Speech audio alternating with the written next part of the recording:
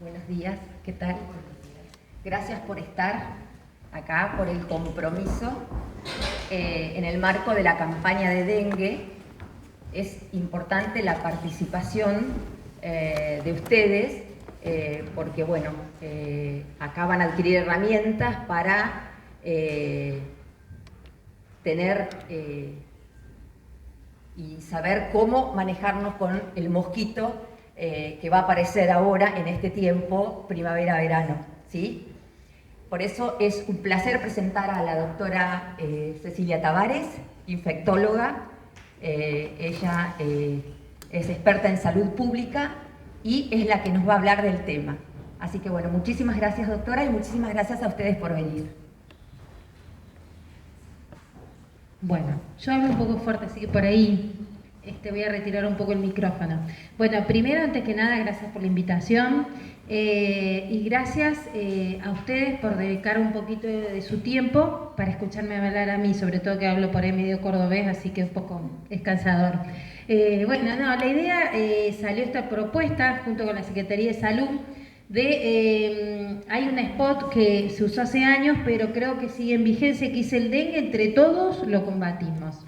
Y creo que es muy importante el entender todos, porque cada uno con su acción, con su granito de arena, ayuda a controlar esta pandemia, que va a ser una pandemia, una epidemia, por el mosquito dengue. El año pasado hubo municipios de la región sanitaria 2 o partidos de la región sanitaria 2 que hubo brote de dengue.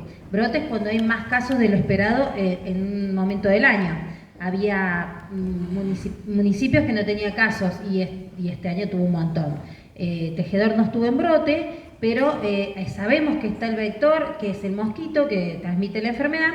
Así que bueno, creo que una pata fundamental y un rol fundamental lo tienen todos, pero igual cada uno tiene que saber en el rol que ocupa qué es lo que de mi lado, de mi parte, yo puedo hacer. Así que un poco es la introducción a esta charla. Ay, perdón. Bueno, dale. Cuando hablamos de dengue, es una enfermedad viral transmitida por un mosquito, pero no nos tenemos que olvidar que ese mosquito también transmite otras enfermedades virales como el dengue, el chikungunya y Zika. Son nombres raros, pero son enfermedades. Espera que me voy a cruzar.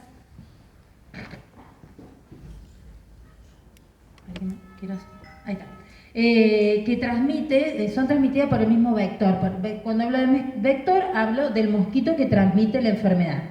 Tenemos muy similares los síntomas de inicio y hay circulación en la Argentina de chikungunya y Zika que fue demostrado en menor cantidad este año, y a finales del año pasado, junto con el dengue, pero son similares los síntomas. Empiezan con fiebre, con decaimiento del estado general, dolores musculares, dolores articulares. En algunos casos suele aparecer un rash, un sarpullido rojo y pruriginoso, nosotros lo llamamos exantema, y en algunos fenómenos como el Zika, el chikungunya, puede producir no solo dolor articular, sino que se inflamen las articulaciones.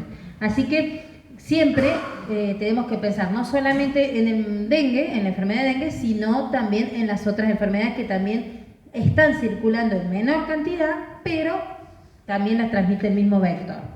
Entonces, cuando ocurre el proceso infeccioso o cuando ocurre la enfermedad, siempre tenemos que identificar en forma temprana los casos.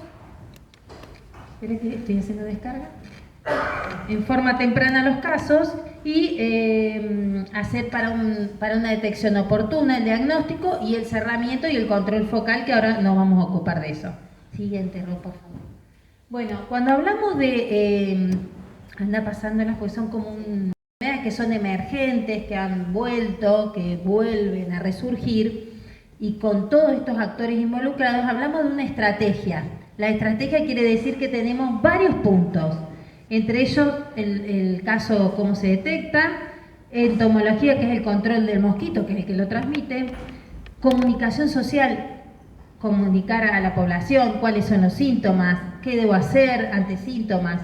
Es muy importante la educación y la comunicación, tanto a la población general como al sistema de salud. La atención del paciente, el diagnóstico por laboratorio y todos estos componentes, si bien están separados, pero son simultáneos, todos juntos. La siguiente. Bueno, antes de irnos directamente a lo que compete al rol o a la actuación de este sector, digamos, de lo que es el saneamiento ambiental y el control entomológico, quiero hablar un poquitito del mosquito. No para que lo reconozcan en sus casas, sino como para que entiendan por qué es importante después el desmalezamiento o girar los tarros de lata que puede haber en los patios. El mosquito es tamaño mediano, no es muy grande, a veces ven esos zancudos grandes o no es Aedes, tiene un color oscuro, tiene unas patitas y manchas más claras, tipo lineales, y tiene un hábitat predominantemente urbano, no está en medio del campo sin nada, a kilómetros, es realmente urbano peridomiciliario el hábitat del mosquito, porque tiene esta característica. El hombre, la verdad, no hace nada el mosquito hombre. La hembra es la que pica para darle de comer a su cría, que es la que pone los huevos, la hembra. Entonces pica en determinados horarios. Cuando pica una persona enferma y después pica otro, ahí recién transmite. Porque no hay que entrar en pánico si te picó un mosquito, ¿viste? Porque no sabes si está enfermo. El mosquito enfermo, que picó a un paciente enfermo, pica a otro y ahí transmite la enfermedad. Siguiente. Bueno, ahí tienen la característica arriba, en la foto de arriba, cómo es el mosquito, está maximizada esa foto. Y después los huevos tienen esa formita como de semicurvo, negros característicos, y después, en la siguiente foto es la larva del mosquito, que es lo que después se va a transformar en pupa y en mosquito adulto. Pero lo que quiero que vean característico es cómo crece la larva. ¿Ves que arriba tiene una línea? Eso es un pelito de agua. Se pone ahí. No va, y sobre todo en los recipientes que está cerca de la pared del recipiente. O sea, se pone en vertical el pelo de agua y cercano al contorno de ese recipiente que lo contiene el agua. Siguiente. Bueno, más o menos el mosquito adulto tarda entre 15 a 30 días. Bueno, ahí está toda la diapo junta, pero siempre en el pelito de agua y en agua quieta. Siguiente, Rob, por favor. En la fase del mosquito, que se reproduce de forma adulta, la hembra se alimenta de alimentos de vertebrados, generalmente el humano, que es lo que más cerca tiene para alimentarse. Los huevos maduran, los deposita en un criadero y tiene también un episodio de un tiempo de reproducción corta y pone un montón de huevos. Lo importante es que pica o tiene un hábito este mosquito, la hembra, de temprano al amanecer o a la tardecita. Eso es importante cuando uno tiene en cuenta el hábitat de este mosquito para las fumigaciones focales, no aéreas. Las aéreas están prohibidas. Bueno, siguiente. Bueno, ahí están los huevos, la forma que tiene. Acá la característica es que los huevos, esto quiero que quede claro para entender por qué tenemos que tratar al mosquito y conocerlo, cómo es su condición, de cómo sobrevive para saber cómo tratarlo, ¿no? Los huevos pueden vivir meses de desecación, sin agua, meses. Y también sobreviven hasta 4 grados bajo cero la temperatura. Entonces, por ahí en el invierno, si no hubo un descacharrado, la helada mató el mosquito. No, mató el mosquito adulto, al huevo no lo mató. Entonces, tiene esa característica, es demasiado inteligente. El huevo sobrevive a la desecación, sobrevive a temperaturas frías casi de helada, de -4. Entonces, cuando hay lluvia y sale el solcito, eclosionan y tenemos población de mosquitos adultos. Siguiente. La hembra, puede depositar 100 huevos cuando los coloca. Cada vez que coloca, 100 huevos de mosquitos que va a transformarse en vida adulta. ¿Qué es lo importante? Que ella ama los lugares oscuros y con poca agua. Y sobre todo en lugares que están a 50 centímetros de la línea de piso. Así que eso es importante tener en cuenta cuando nosotros vamos a hacer una inspección o una observación, a ver a qué recipiente tenemos que controlar o ver donde puede ser un criadero potencial donde la hembra deje estos huevos. ¿Dale? Bueno, como les dije, puede habitar tanto en el interior como en el exterior de las viviendas, en especial en lugares frescos y oscuros. Cuando uno hace una inspección de vivienda, uno tiene que tener en cuenta que no solamente tiene que recorrer el peridomicilio, sino también dentro de la vivienda los criaderos potenciales. Vieron que a veces se pone la maceta con un platito abajo para que no moje la mesa. Bueno, esos platitos son un caldo de cultivo para estas hembras, para que las hembras pongan los huevos. Lo importante es revisar todos los lugares oscuros, porque es donde le gusta estar al mosquito. El virus, una vez que está en la naturaleza, la hembra tiene un vuelo no muy lejano, más o menos entre 300 a 400 metros. Pone la hembra que vuela infectada o no infectada, más o menos entre 100 a 400 metros de donde va a poner en un recipiente los huevos, donde va a anidar. ¿Tá? Así que eso también hay que tener en cuenta cuando uno hace el control de la vivienda de un paciente que tiene sospecha de dengue, cuál es el radio que va a controlar en las viviendas que pueda haber esta hembra infectada, puede haber puesto huevos en otras viviendas cercanas, pues tiene un radio de vuelo. Siguiente. Bueno, acá hay algunas fotos de criaderos potenciales. Tenemos huecos o lugares en los árboles, que eso siempre le decimos que se tapen con arena con cemento a los familiares. Bueno, las palanganas que juntan agua de... Canaletas, gracias, no me salía la palabra. Bueno, en otros brotes de dengue, que tuvimos uno justo en el año 2009, después del H1N1 de la gripe porcina, que ahí se empezó a determinar, y hay una ley que dice que todos los floreros en los cementerios no se puede poner más agua, sino con arena humedecida, papel remojado de diario, bueno, por eso está la foto. Y bueno, y en su máxima expresión de criaderos, donde tiramos, o donde están las gomerías, donde están todas las llantas o cubiertas acumuladas. Es el sitio perfecto, ideal para la hembra, su festín ahí. Siguiente. A ver. Bueno, hay un montón de recipientes que se han registrado como potenciales criaderos del mosquito. Los más frecuentes son macetas, sobre todo los cuidados los bajo macetas, los platitos, los aljibes, tarros puestos para juntar agua, canaletas o resumideros, piletas, cubiertas. Hay un montón, cuando uno ve la lista hay un montón. Siguiente, ahí les traigo unos ejemplos. Bueno, y el desmalezado y el mantenimiento del césped corto favorece una mayor insolación del suelo, disminuye la humedad y con eso también disminuye el tiempo de sobrevivencia del mosquito adulto. Bueno. Acá es importante también, cuando yo voy a hacer el volcado de ese recipiente que puede ser potencialmente criadero para el mosquito, para que la hembra deje sus huevos, ¿dónde voy a tirar esa agua? ¿De la latita, el agua del bebedero? Se sabe que al piso caliente lo mata. Con hipoclorito, el agua diluida con hipoclorito también lo mata. No lo tengo que tirar en una ceja o en alcantarilla donde haya hueco, acúmulo de hojas, donde quede de nuevo una piletita, porque es como que trasladó el problema. O sea, lo saqué de la lata, pero lo dejé en otro recipiente que puede seguir viable la hembra y los huevos.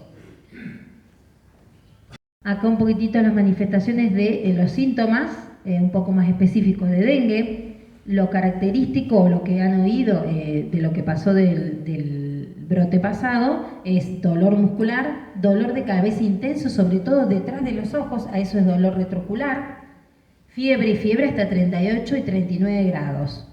Dolores musculares que el paciente lo invalida, están quedándose en la cama, o sea, no es una gripe común, es un cuadro viral que te invalida y te das en la cama. Bueno, dolor abdominal intenso en los primeros días, náuseas y vómitos, y lo que le decía yo, este rayo, este exantema, que ante los primeros síntomas deben consultar inmediatamente al profesional de salud que ustedes tengan de su confianza o al centro sanitario más cercano. Bueno, acá entramos bien a la parte de que hay varios componentes para el control del vector o el control del mosquito. Para reducir la población adulta, tenemos 4 pilares fundamentales. 1, saneamiento ambiental. 2, la vigilancia del mosquito, que no compete tanto en esta charla, pero es importante saber que si yo reduzco la población en adulta al menos del 4%, yo tengo chance de no tener un brote en esa localidad. Por eso es importante la vigilancia. La vigilancia se pone en el sitio estratégico, lugares para que la hembra anide en lugares estratégicos, ¿no? Obvio. 4 o 5 lugares de una localidad y cada semana se revise esos criaderos potenciales puestos para control. Eso está controlado y comentado. Obviamente una vez que se elimina el agua, se controló si tiene mosquito aedes o no, huevos de aedes o no, se limpia, se vuelve a colocar y cuando se espera la lluvia, cuando hay lluvia, se vuelve a controlar y se detecta. Y ahí se saca un índice a ver si hay muchos mosquitos o menos mosquitos, es un índice entomológico, pero bueno, ahora no nos compete eso. El otro punto importante es control de recipientes o descacharrado, que se llama habitualmente, y tratamiento focal. Y la cuarta pata es la educación y la comunicación de riesgo, que nosotros estamos acá comunicando, educando. Siguiente. Bueno, el saneamiento ambiental, que es una pata fundamental, como les decía, el Estado debe proveer básicamente varios puntos, pero uno es tener un adecuado abastecimiento de agua, porque si yo tengo una localidad o un sector más carenciado, más limitado, que no le llega agua potable o agua corriente de red o no tiene acceso al agua, ¿qué hace la gente cuando llueve? O pone tanque cisterna destapado o junta en distintos baldes o métodos de recolección individual del agua. Por eso es importante ese punto, abastecimiento de agua. El 2, adecuada eliminación de excretas. Si yo tengo un pozo negro que está abierto o tengo una letrina al fondo del patio, está bien, alejado de la casa para que no haya olor, pero se junta agua, se eliminan las excretas de forma inadecuada, voy a tener criadero también de mosquitos. Después, la disposición de los residuos sólidos urbanos. Hay en lugares, no tanto acá lo vemos, pero sí en zonas de Gran Buenos Aires o del AMBA, que uno que hace, elimina todos los restos de árboles, residuos, todo, quedan tirados en una canaleta, en un zanjón o en la esquina de un montón de casas que no tienen acceso, porque tienen el acceso restringido por situaciones económicas o situaciones ambientales, el acceso restringido de la recolección de residuos orgánicos. Así que es importante y por eso, como les decía al principio, cada actor involucrado tiene un rol fundamental, pero esto es simultáneo entre todos. Y bueno, y la protección de la masa viva vegetal. Acá se hincapié un poco en que sí, yo tengo que proteger los árboles, tengo que ver que no tenga espacio de árboles donde haya huecos, donde se junte justo la unión de las ramas bajas, un huequito para que cuando llueva haya un anidamiento de los mosquitos, sino también es que cuando yo hago fumigaciones aéreas, por eso también se prohíben, no solamente estoy alterando el ecosistema ambiental, sino que estoy eliminando también otros insectívoros o otros gérmenes, bacterias, que ayudan en el ecosistema. Los edificios públicos y todo aquello donde el Estado tenga responsabilidad. Es mantener desmalezado, ver dónde hay criaderos, donde son potenciales criaderos, entonces todos colaboramos. Si yo voy a desmalezar y veo lata desechada, botellas para abajo, juntar, tapar, reducir, o sea, entre todos hacemos eso. Pero el desmalezamiento es importante, tanto de los hospitales, de las escuelas, de los jardines, de sectores de plaza. Bueno, el otro punto. Hay un montón, como les decía, hay una lista larga donde son criaderos potenciales. Los floreros, las cubiertas, los autos, las chatarras, sobre todo los autos que se dejan abandonados, hay chatarreríos, ¿no? Bueno, cubiertas, hay lugares donde, gomerías a cielo abierto, donde depositan todas las cubiertas. También hay que ver no solamente el desmalezamiento y el saneamiento ambiental en los lugares donde concurre mucha gente. Hospitales, parques, plazas, canchas de fútbol, etc. Así que es importante la visualización. Si yo estoy barriendo las canaletas, mejorando las bocas de tormenta donde se estanquen productos, ¿no? Que uno tira, papeles, no solamente hojas, sino tarros, botellas. Si yo veo que tengo un baldío donde está una montaña de residuos orgánicos, puedo avisar al sistema municipal, decir, sí, bueno, en tal lugar vemos un acúmulo de tal, digamos, eso es comunicación también. Por ahí uno no puede, porque estaba barriendo la vereda, no tiene los elementos, pero sí puede avisar que hay un criadero potencial, que venga saneamiento ambiental, o hay que referirse a alguien que pueda solucionarlo, porque todos estamos involucrados. Bueno, eliminar los recipientes inservibles. Obviamente, cuando uno entra al domicilio tiene que pedir permiso y decirle a la gente, bueno, esto no lo va a usar, esto sí lo va a usar, esto para qué lo tiene. Entonces ahí uno hace una selección de lo que son inservibles y se elimina en un tarro o se coordina con el municipio a qué lugar se va a ir a depositar eso, un container, después vendrá o un camión y después lo retirará. Pero tiene que estar la acción coordinada porque si no yo lo único que hago es trasladar el problema del peridomicilio a la calle. Todas las acciones tienen que estar coordinadas en forma integrada y conjunta. Siguiente. Bueno, acá un poquito lo que les decía, que el control de recipiente. Lo que decía del tratamiento de inservibles o el control focal, tiene que ver focal, quiere ver foco, se le llama todo recipiente que da positivo para criadero de mosquito, por eso se llama tratamiento focal o control focal. Entonces uno cuando hace una inspección de esos domicilios, y ahora vamos a ver unas diapos, mira todos los criaderos o los focos probables para que críe la hembra sus huevos. Entonces tenemos no solamente los recipientes que juntan agua, como les decía, tenemos las canaletas que se estanca el agua, tiene que tener limpieza de canaleta, piletas, tema que siempre preguntan, piletas. Las piletas generalmente tienen recambio de agua y las que no tienen son cloradas, y a veces hay como se les pone un filtro que hace que se mueva el pelo de agua, se cepilla los bordes.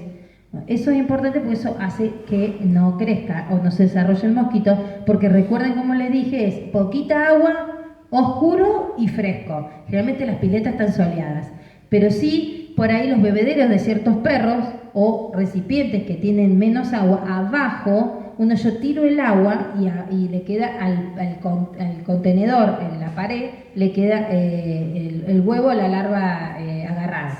Así que generalmente tiene que haber un cepillado del contorno del recipiente de agua que va a contener. Y generalmente se hace cada 4 o 5 días, sobre todo en los bebederos de perros que tienen el agua afuera, ¿no? Que tienen acceso. Controles y tienen hasta botellas, cajones de botella de cerveza, de gaseosas, puestas para arriba.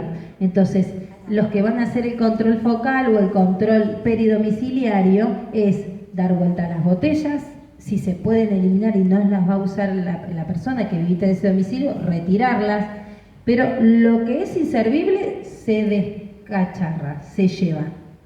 Lo que no se puede, se tapa. Las alcantarillas, las rejillas se pueden tapar, porque si queda un pelito de agua también ahí crece y es oscuro y es fresquito. Así que es justo. Tenemos que inspeccionar todo. A veces tenemos hasta pequeñas hendiduras en la pared, cerca del zócalo del pasto, pequeñas hendiduras, donde queda un poquito de agua cuando llueve, ahí anida. O sea, tenemos que hacer una inspección certera, pero para hacer una inspección certera tenemos que pensar como hembra de mosquito, tenemos que pensar a ver dónde puedo ir yo o dónde puede ir ese mosquito a anidar y ahí intervenir. Están esos tanques de agua, ahí marcan, generalmente esto es interactivo, uno le da a la persona, el que va a hacer la inspección ocular al domicilio o en estas casas que va a controlar para el descacharrado, y va marcando dónde trabajó, cuáles fueron los recipientes, porque es un poco didáctico, ayuda. Bueno, las cubiertas, los bebederos de perros, juguetes rotos o abandonados. Piletas pelopincho que quedan todas rotas, así puestas, porque lo hemos visto, todas con los caños rotos así, y en un pelín de agua que queda así, cae el mosquito Perfecto. Bueno, hay plantas, ahí les muestro esas plantas puntiagudas que están al lado de los tanques, tienen unos huequitos adentro que hace que se acumule agua. Así que por ahí el podado, la limpieza, tiene que ser muy exhaustiva. La siguiente, es que hay otra fotita. No, a la que sigue de esta, me parece que hay otra foto. Bueno, estos son los inservibles. Estos son los que tenemos que tomar intervención y eliminar. Obviamente, a ver la siguiente, Ro. Bueno, ahí, pasame la que sigue, Ro. Sí, está bien, la anterior. Esa es la última. Sí, la anterior, esa. Acá hay un cuadrito un poco esquemático porque a veces nos vamos a encontrar con distintos materiales, pero sirve a los fines prácticos. ¿Cuáles son útiles de los materiales que vamos a ver o encontrar en el ámbito periurbano o peridomiciliario? ¿Cuáles son útiles y cuáles son inútiles? Obviamente los que son inútiles o inservibles van al contenedor o van al camión para descacharrado, para eliminación, ¿no? Eso no queda duda. Ahora, ¿qué hacemos con las partes útiles? Un tanque, una cisterna para almacenar agua, bueno, si está abierta habrá que cerrarla, taparla. Tambores de 200 litros para recolección de agua, tapar. Plantas con maceta, con el plato libre o sin plato. Después tenemos estanques o fuertes ornamentales.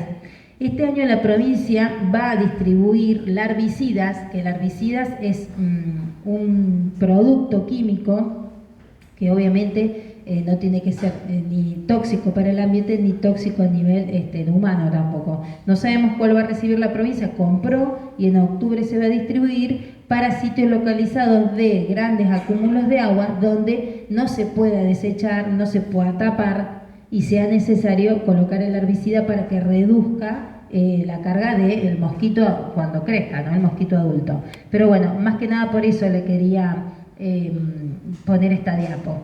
Y ahí las acciones que van de acuerdo al material, los que son inservibles, como ya les dije, fuera. Si no, también los bebederos de perro, el cepillado, la limpieza. A veces también tenemos para hacer el fuego, unos contenedores para hacer el fuego, eso también, cuando llueve queda agua. Esos taparlos con una lona que no esté volada al viento, que esté sujeta, para que no haya lugar. Que esa lona tampoco le queden huecos o pancitas para que haga agua. O sea, es un trabajo de hormiga. A veces se hace la inspección ocular. Estas acciones tienen que ser sostenidas a través del tiempo, porque si yo lo hago una vez de vez en cuando, no sirve. Tienen que ser sostenidas a través del tiempo, en forma periódica que lo determine cada municipio de acuerdo a la situación.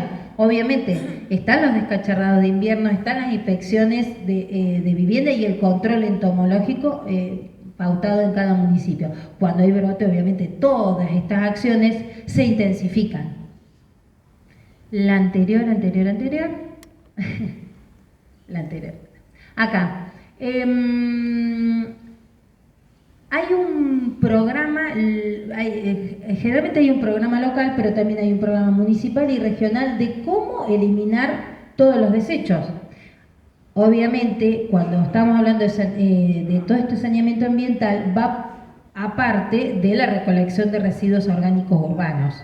Son dos patas diferentes.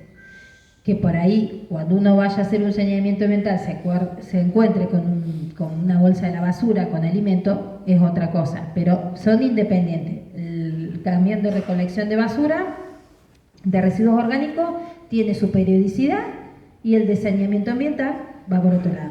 Cada estrategia la adecuará cada municipio de acuerdo a la situación que tenga epidemiológica, pero también de acuerdo a la cantidad de infraestructura y el cronograma que paute, ¿no? Cada uno. Ahora sí, pasamos a la última.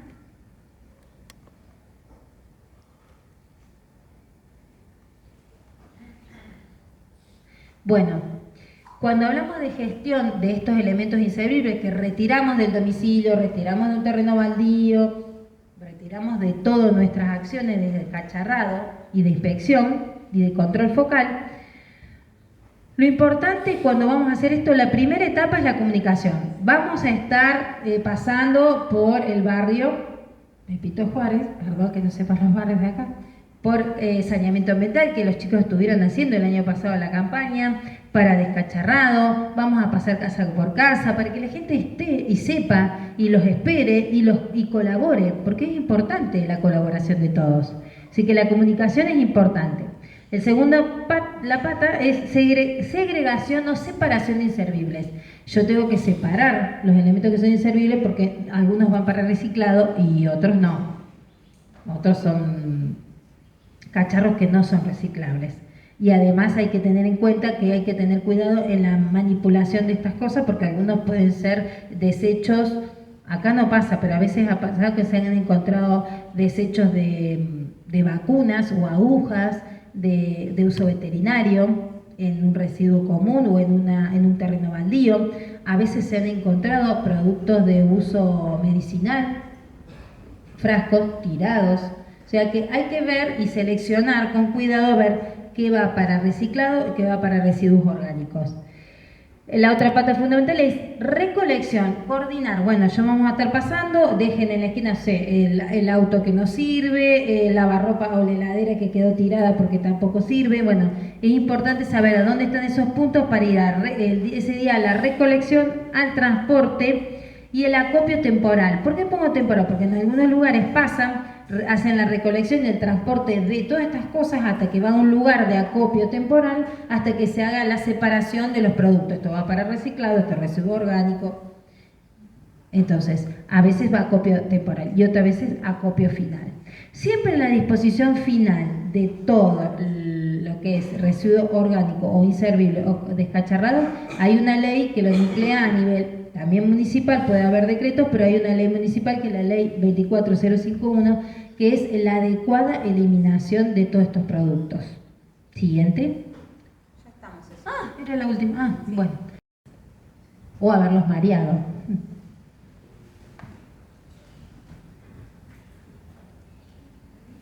Acá hay gente que trabaja en recolección, en desmalezamiento. Hay de todo. ¿Sí? Sí, diga. No importa, pregunta. Pero cuando usted dijo, doctora, que el mosquito pica a una persona enferma, después lleva y transmite Sí. al próximo que pica. Sí. La pregunta es tonta, pero para que quede claro.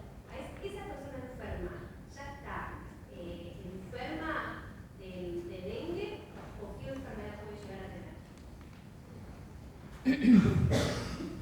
El mosquito va a transmitir dengue si pica una persona con dengue, así esté sintomática o esté en los primeros días que esté incubando la enfermedad.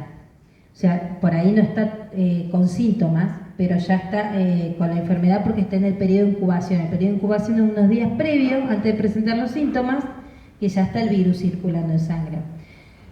El mosquito Aedes aegypti generalmente transmite enfermedades por arbovirus. Arbovirus son estas tres que dije al principio: dengue, chikungunya y zika. O sea, si yo tengo un enfermo con algunas tres de estas enfermedades, si viene el mosquito Aedes, pica uno y después pica uno sano, le transmite esa enfermedad: dengue, zika o chikungunya. No es que el mosquito pica a una persona con dengue y te transmite zika o chikungunya o, no sé, ponele fiebre amarilla. El de fiebre amarilla es otro mosquito. Por eso cuando hablamos de esta enfermedad hablamos del vector, que es el insecto que no se enferma, pero transmite, lleva el virus. Cuando hablamos de eso hablamos siempre de un vector, lo lleva de un lado al otro, no se enferma. Y un paciente, si toma mate o en la familia, no se contagia de persona a persona. Se transmite solamente por el mosquito. ¿Y qué mosquito? El Aedes aegypti, no otro. Sí, perdón, ¿respondí tu pregunta? Bien. Sí, ¿quién me habla? No veo. Ah, acá, sí, no. El mosquito está infectado porque picó una persona con dengue. Sí. Y pone las larvas. Sí. Esas larvas Nacen enfermas. nacen. Sí.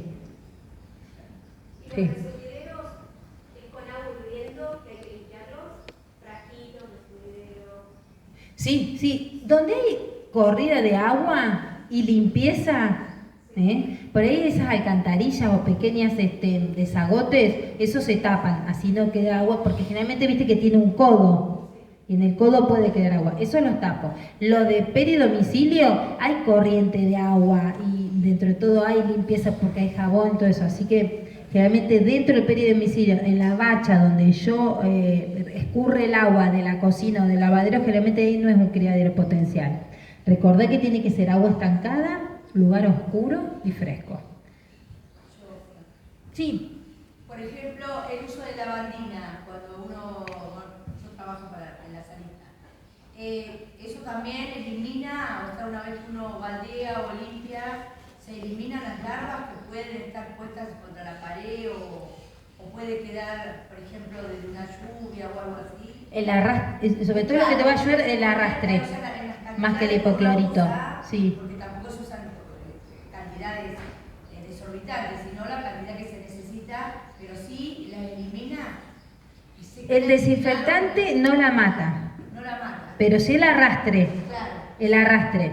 Ojo, el arrastre es con cepillado enérgico de los bordes, pero lo que más que nada quiero seguir con pie de, tiene que ser un lugar donde quede el agua estancada durante un tiempo, sea oscuro y sea fresco.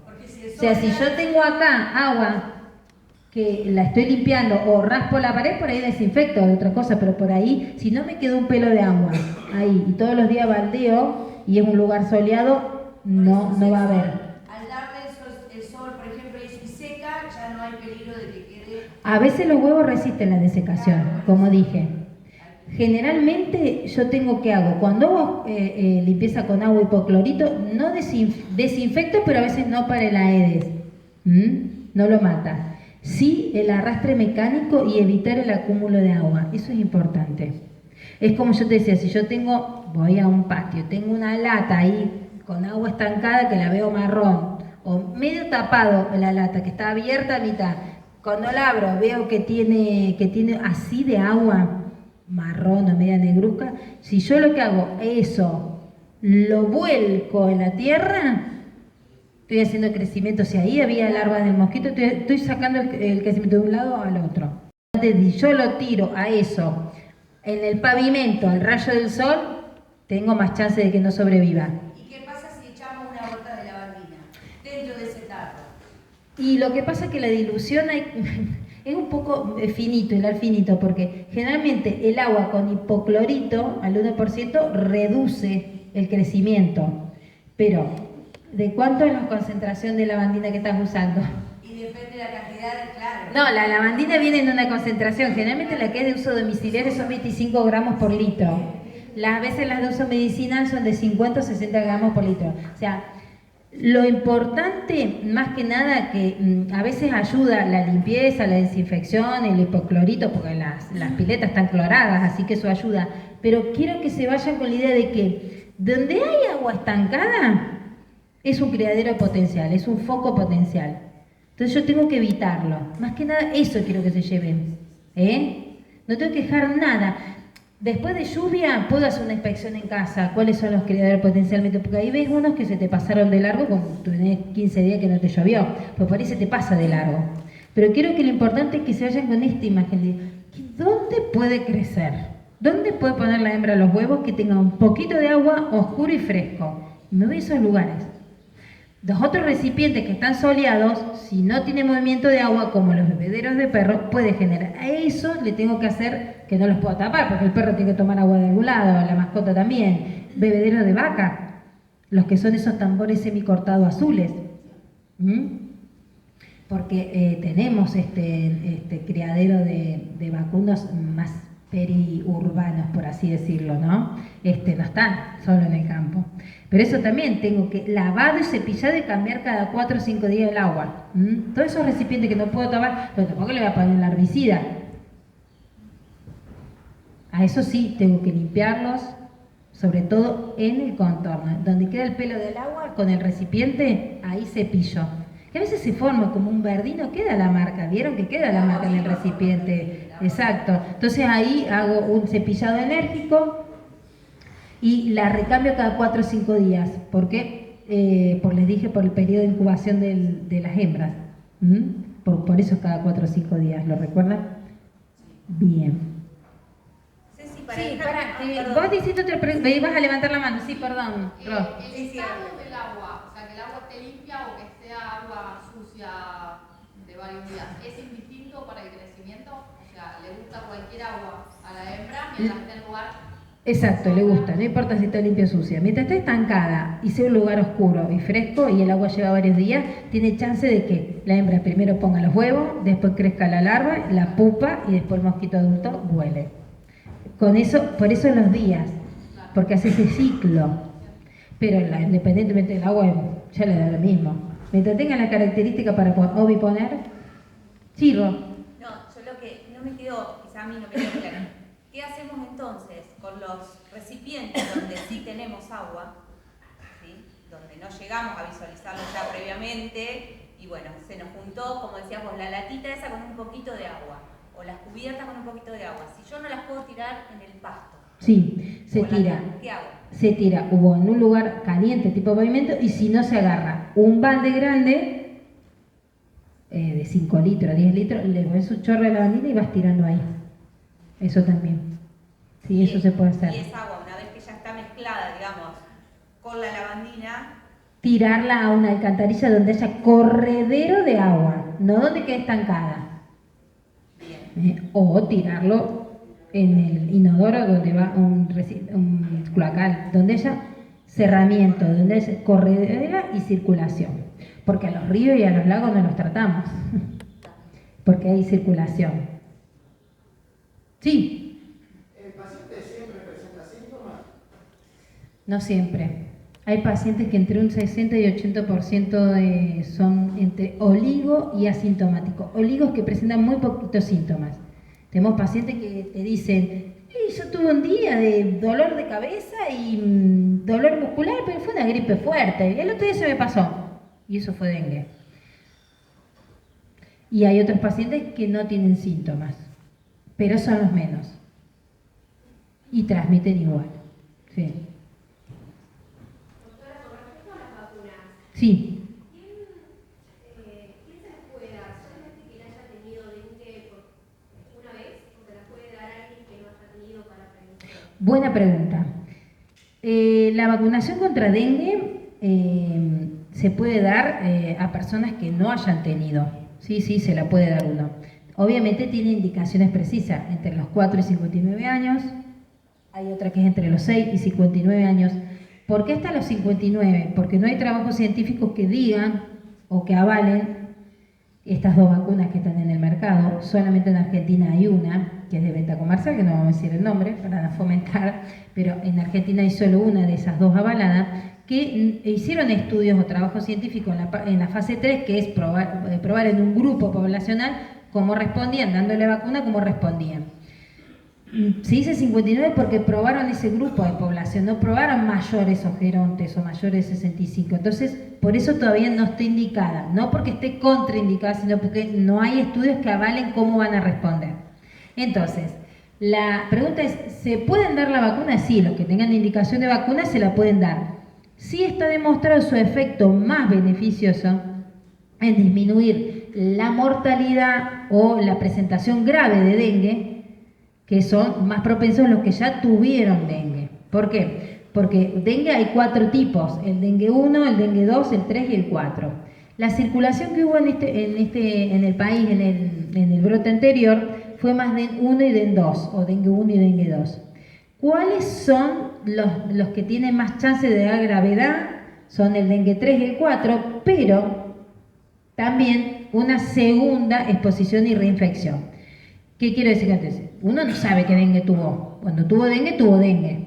En algunos estudios de laboratorios derivados de red que están avalados para eso, a veces te dicen el serotipo. Pero la mayor circulación en Argentina y en la zona de la provincia de Buenos Aires fue dengue 1, dengue 2. Se sabe que en invierno en el norte estuvo circulando dengue 3, dengue 4. Por eso este año la intervención de provincia fue comprar unas dosis de vacuna para iniciar la vacunación en pacientes que ya hayan tenido dengue, pero va a ser en etapas escalonadas, que eso está previsto y lo va a determinar la provincia, a quién va a vacunar primero, a qué sector. El sector que estuvo, y eso va a evaluar de acuerdo a la mayor potencia, donde tuvieron más muertes, donde tuvieron más casos, donde hubo más brote y donde hubo circulación de otras cepas que pueden ser más graves. Eso todavía no lo determinó y ya entraron las dosis para cubrir la vacunación.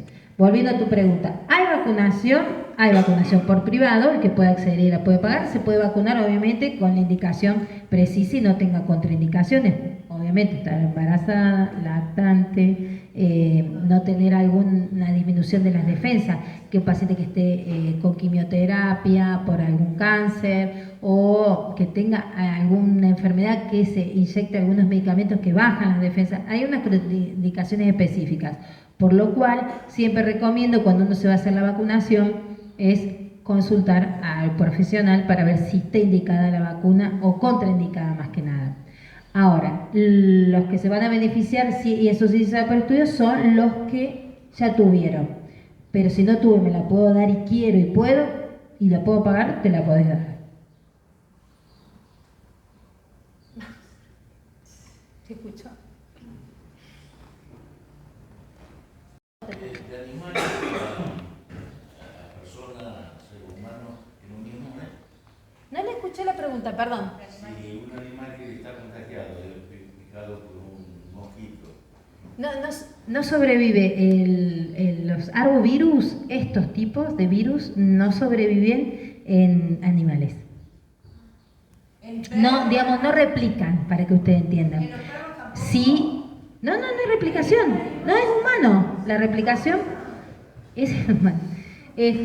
Sí hubo unos parientes el año pasado fue el sí hubo un pariente de estos virus que sí se desarrollaba en el caballo, se replicaba y contagiaba el mosquito al humano que estaba cerca del caballo, que era el famoso encefalitis equina del oeste, que es un flavivirus que es de la familia de ellos.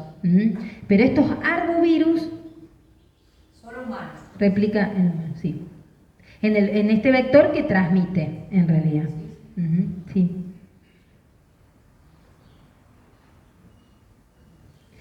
Ahora hay vacuna, pero sí, pero lo importante es la prevención, obviamente, yo acá no lo traté, pero bueno, el uso de ropa clara, protección de repelente, sobre todo en esa exposición donde, en esas horas donde uno va a transcurrir y cuando va a hacer el desmalezamiento, la inspección ocular en una vivienda, bueno, todas las protecciones, ¿no? Sí.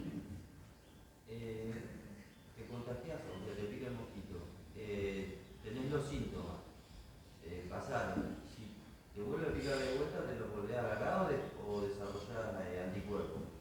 Se sabe que desarrollas anticuerpos durante 6 meses, pero contra ese serotipo. Si viene un mosquito, ponele. Es un ejemplo burdo para que ustedes entiendan. Vos, por ejemplo, tú ves un mosquito con un serotipo dengue 1 de un subserotipo, porque dentro de los tipos hay subserotipos también, así que es bastante complejo. Y te fuiste a Salto Orán en diciembre a visitar a tu familia y hay circulación de DEN3, algo de protección tenés durante los primeros 6 meses de una primera infección por dengue, pero no te asegura, es una ruleta rusa, no te asegura que no te agarres en ese periodo de 6 meses otro serotipo, otro subserotipo. Algo de protección tenés, por eso la vacuna está recomendada darla pasados los 6 meses de haber adquirido dengue o de haber tenido los síntomas de dengue. No te aseguro, algo de protección tenés, pero no es para andar, viste, a las 6 de la tarde, me voy en pleno brote, me voy sin protector, que me piquen los mosquitos, viva la pepa, digamos. Hay algo, pero no te asegura. Porque hay otros tipos y subserotipos. O sea que si vos te agarraste una primera infección, te puedes agarrar otras infecciones. Es más, en un brote anterior tuviste dengue, te lo podés agarrar, sí. Sí. ¿Y vacunado también? Vacunado no, ahí es otra cosa. Vacunado se sabe que hay un 85 hasta un 90% de eficacia para los 4 serotipos. Sí, eso es lo que iba a preguntar yo, a ver qué Acá, no veía. ¿Qué porcentaje la No veo vacuna cómo- en realidad cubre? ¿Qué porcentaje cubre? Cuando hablamos de vacunas, no lo quería traer porque a veces es un tema que es un poco difícil de entender. Cuando hablamos de vacuna, no hablamos de porcentaje, hablamos de eficacia. Y eficacia es la cantidad de anticuerpos que me levanta la vacuna luego de colocada las dosis indicadas para protegerme contra esa enfermedad. Entonces tiene una eficacia de entre un 80 y un... Sí, no es 95. Cuando hablamos de una vacuna muy óptima, hablamos de un 95% de eficacia. No llega a 95. Pero sí está demostrado que disminuye hasta 4 veces la morbimortalidad o la propensión a la gravedad.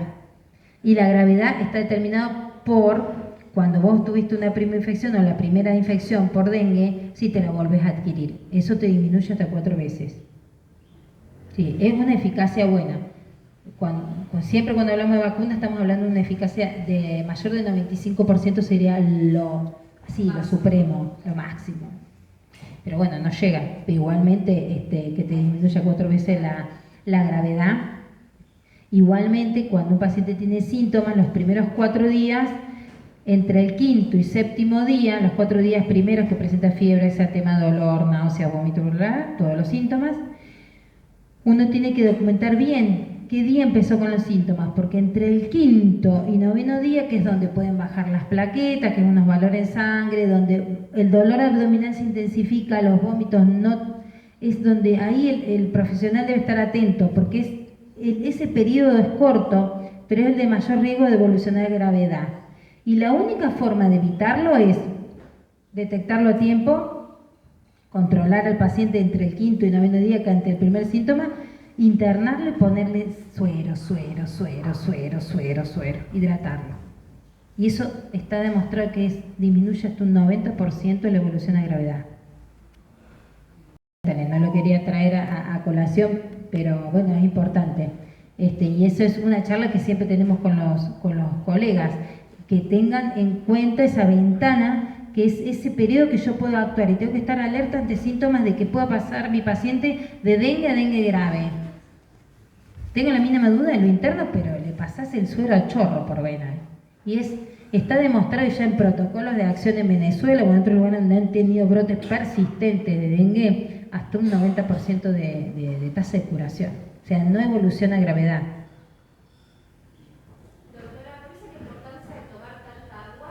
Sí, cuando tenés dengue, sí. Sí, lo ideal siempre es tomar agua, entre 2 a 3 litros de agua por día. Pero en dengue tiene un mecanismo de acción a nivel un poco medio complejo, pero entre el 5º y el 9º día hace que la sangre se vaya de los vasos, se llama extravasación sanguínea. Entonces ahí el paciente empieza a bajar la presión, se choque, quiere decir que no tenga presión detectable, y empieza a fallar todos sus órganos y evoluciona a gravedad. Entonces ahí es donde el paciente tiene que estar alertado de los síntomas, cuáles son los síntomas. Por eso hay un seguimiento, va a haber también un seguimiento telefónico, un seguimiento del médico, que entre el 4º y 9º día consultante esto, consultante vómitos persistentes, el dolor que no pasa, te levantás de la cama y te mareas, que es un síntoma de hipotensión. Entonces ahí lo interno y le paso suero. Pero por este fenómeno, con un fenómeno que hace a nivel orgánico, los anticuerpos y todo esto que viene con la enfermedad del dengue. ¿Sí? ¿En las escuelas rurales se toma la misma precaución? Sí, se trata de... sabemos que cuando hablo del hábito domiciliario y periurbano, habla, pero se sabe, y esto está estudiado también, que el mosquito ha ido un poquito alejándose de las latitudes, de las altitudes, y ha ido ganando territorio, ha ido ganando inteligencia, ha ido ganando destreza. Generalmente las escuelas rurales, algunas no están tan rurales, más en nuestro ámbito. Entonces, sí es importante el desmalezamiento, porque te baja no solo la población adulta de mosquito de Aedes, te baja de los otros mosquitos. Entonces también generás menos picaduras, que el paciente no va a reconocer una Aedes o un Culex, los mosquitos comunes. Entonces también mantenés, baja la otra población de vector o mosquito. Entonces el desmalezamiento y la visualización, la inspección y el descacharreo y eliminación de objetos inservibles, el tapado de tanques de agua, de cisterna, de la eliminación adecuada, discreta, todo lo que hablamos es ideal en todos los ámbitos.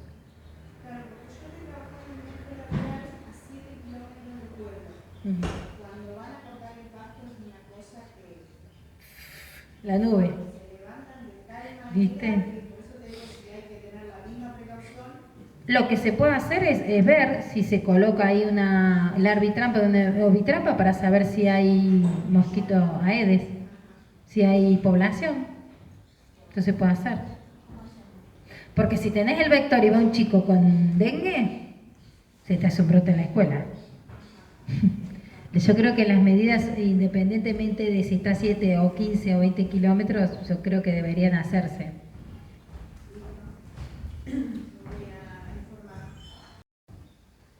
Doctora, ¿cada cuántos hay que colocarse ¿Repelente? Depende. ¿Qué horarios? En realidad siempre hay que colocarse cuando uno sale. Sí tiene un hábito diurno, la hembra, como les decía, primera horas del amanecer, apenas está amaneciendo, y a la tardecita. Pero si quedó muerta de hambre y no comió a las 6 de la mañana, te puede picar a las 9. Suena así gracioso, pero es para que lo entiendan.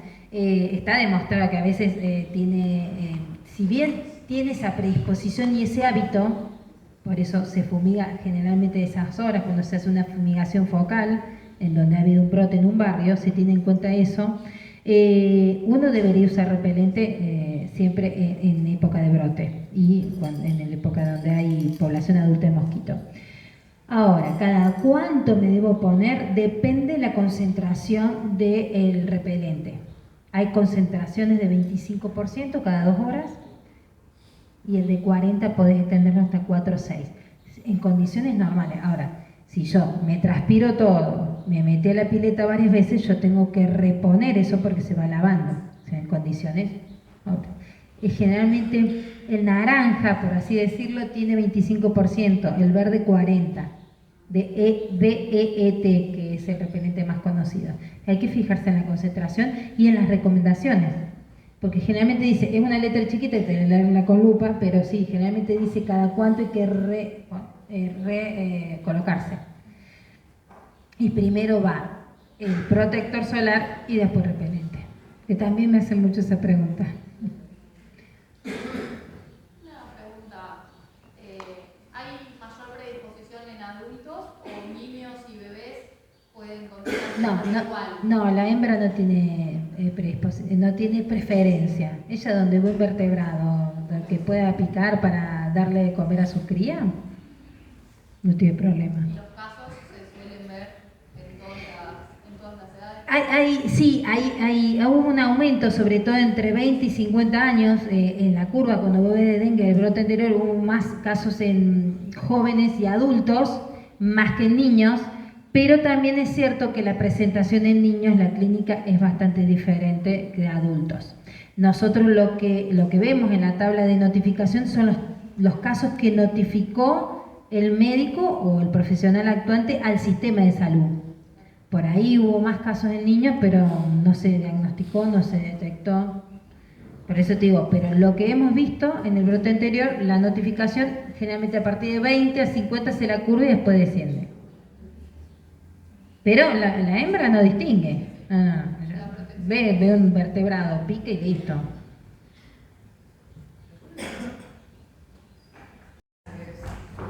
Me quedó súper claro, digo. Bueno, te agradezco. Cualquier duda, estamos para eso.